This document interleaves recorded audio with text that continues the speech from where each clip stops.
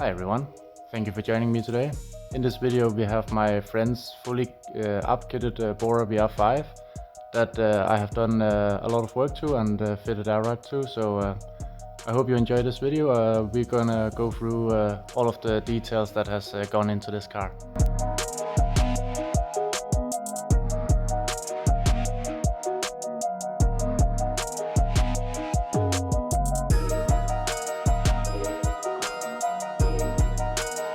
If we start out here in the front, the most notable part of the car is obviously the ABT grille that a lot of people know and love these cars.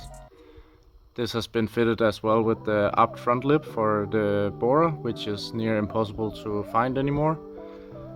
Paired with that is the FK side scoop vents that replaces the stock grills, and the center grille has been color matched to the car to fit the overall theme. Also here is the Jetta GLI US spec front rub strip with the chrome accent on it, paired with the OEM xenon headlights. Moving on down here the side, the car is currently sitting on 18 by 8 inch ABT wheels from OZ. The center caps are still being refurbished and redone, which is why they haven't gone on yet. And behind here we have the stock 312mm brake setup from the VR5 GTI VR6s.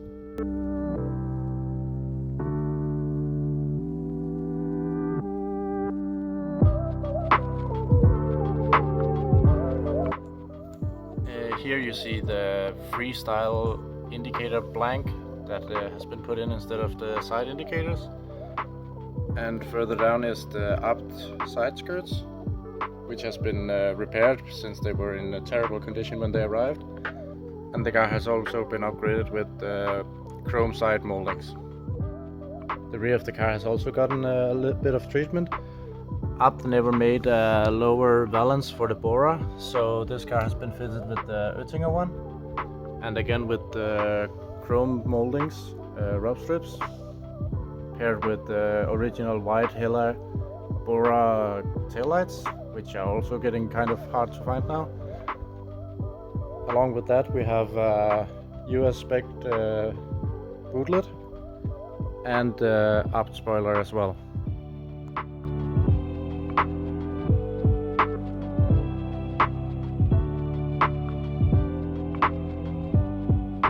Also here in front we have a Bunrath center wiper for the Mark IV, paired along with the smallest stubby mirrors you can find, which is actually the pre-99 Lupo ones that has been converted into fitting on a Mark IV.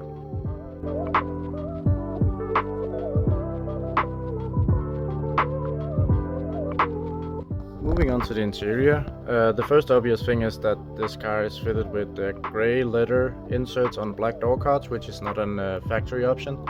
These were actually custom fitted by a friend of ours. My friend has polished up a set of net optics trim pieces, so it's almost like a mirror finish now instead of the regular aluminum. Continuing on here on the dash, you can see the Seat Arosa headlight switch, which has these round knobs instead of the long original Mark IV ones. These are a plug and play upgrade directly from Seat Arosa. Just above this we have the pressure gauge for the air ride system, which has been hidden away behind the lay flat vents, which are stock on the Mark IV Jettas and Boras.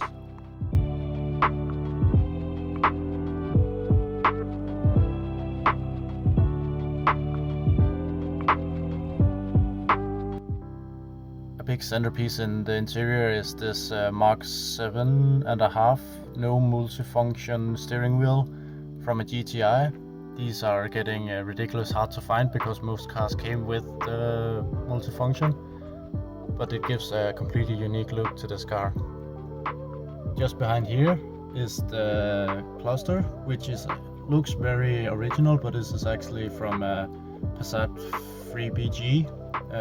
The face of it has been put into the cluster and is using the Sport Bora gauge faces. Moving on, we have the original Mark IV taxi console, which allows you to place 2 more buttons in here. This has an original gas and an original funk button, which the Mark IV people are getting really hyped about. These are kind of rare to find buttons from Mark IVs. A fun fact is also that the gas button in this car activates the compressor for the air ride system, because the system itself was from German air ride systems, which is shown down to gas as well. Moving on to the center of the dash, we have the original heated seats for the R32 seats, and again here is the mirror polished aluminum trim that my friend made. And going down to the ashtray, there has been made a custom console for the up and down switches for the air ride. And looking into the interior, we see the grey leather and Alcantara R32 seats. These were factory options in some of the R32s from this era. And along with that we have a black armrest, but fitted with grey leather instead, to complement the grey accents on the door cards as well.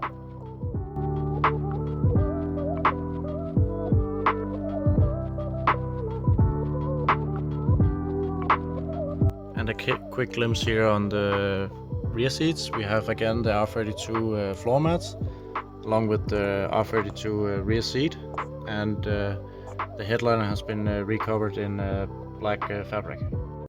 Going along with the black headliner is all the black parts sourced from a Mark IV GLI. The headliner has been redone in-house and has been paired with a black W8 dome light and a OnStar center console that replaces the small sun visor in the regular Mark IVs.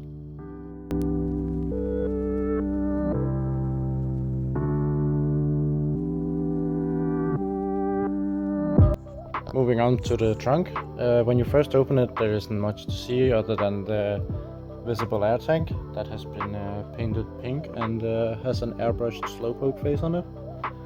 Along with that I have put on a normal quick connect for air tools and etc. I have found that very handy on many of my air ride setups. And then just a single hardline going into the side of the trunk.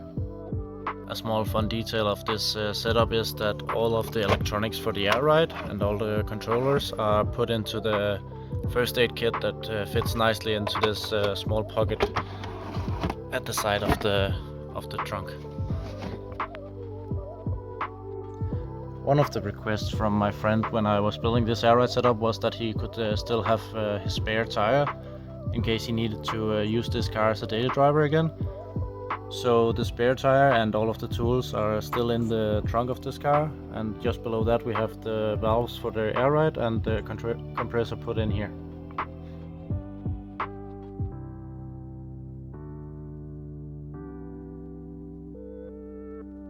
If we continue into the engine bay, the engine is pretty much stock. It's the 20 valve VR5, 170 horsepower. It has gotten a few cosmetic upgrades such as Porsche 911 coolant bottle and oil cap, and a forged windshield washer bottle cap. And it would be a shame not to start this car up and hear how it sounds.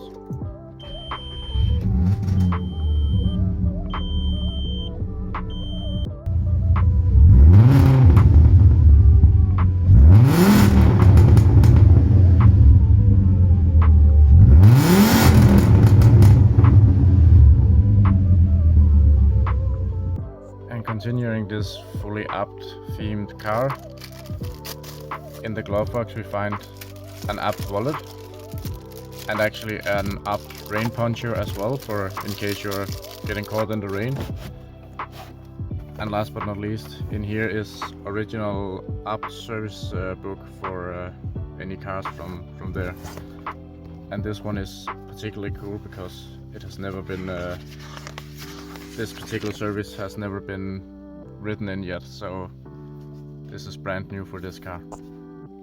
Over here at the workbench, a few mods to come, apt pedals that my friend has sourced for this car. Also have a silver heck blend from ProHex carbon fiber in Mexico, along with a special vanity plate. 1J2 is the chassis code for a sedan Bora, and AQN is the engine code for the 2012 VR5. And also we have the American market / Mexican sunscreen partial shelf, along with the C-pillars with the hooks and yeah, the sun roller itself. So yeah, that was an overview of my friend's VR5 Bora that we have put some work into, so he can start to enjoy it hopefully this summer. Thank you so much for watching, and please like and subscribe, and I hope to see you again next time.